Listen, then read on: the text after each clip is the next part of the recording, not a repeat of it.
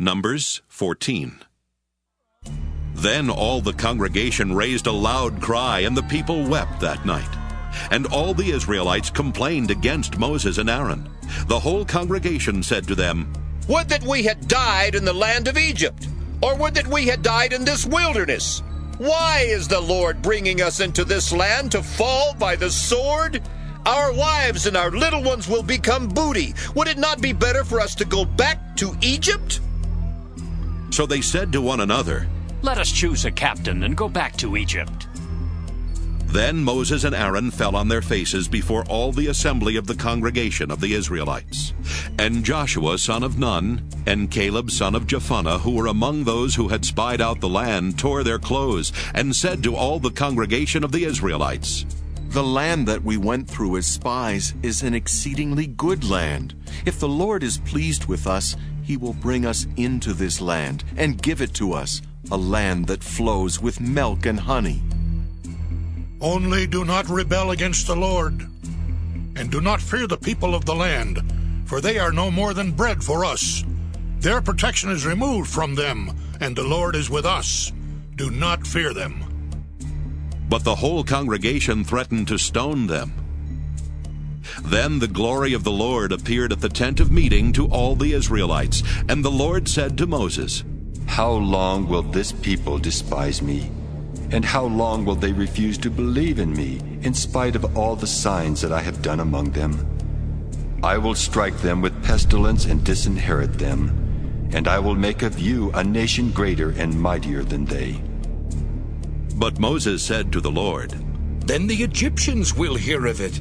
For in your might you brought up this people from among them, and they will tell the inhabitants of this land. They have heard that you, O Lord, are in the midst of this people. For you, O Lord, are seen face to face, and your cloud stands over them, and you go in front of them in a pillar of cloud by day and in a pillar of fire by night. Now, if you kill this people all at one time, then the nations who have heard about you will say, 'It is because the Lord was not able to bring this people into the land he swore to give them, that he has slaughtered them in the wilderness.'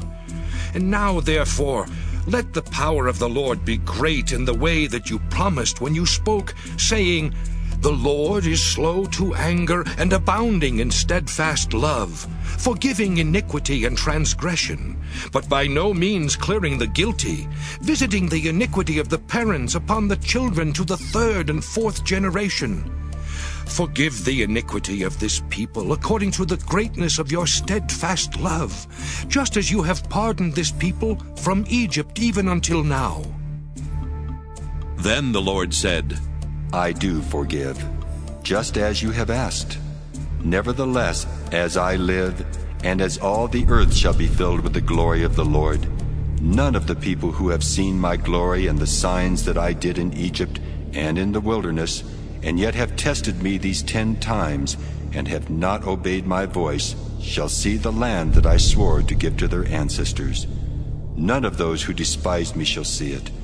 But my servant Caleb, because he has a different spirit, and has followed me wholeheartedly, I will bring into the land into which he went, and his descendants shall possess it.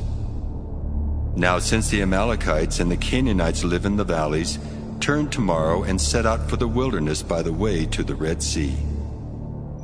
And the Lord spoke to Moses and to Aaron, saying, "How long shall this wicked congregation complain against me? I have heard the complaints of the Israelites which they complain against me.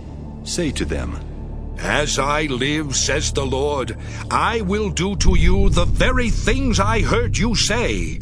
Your dead bodies shall fall in this very wilderness.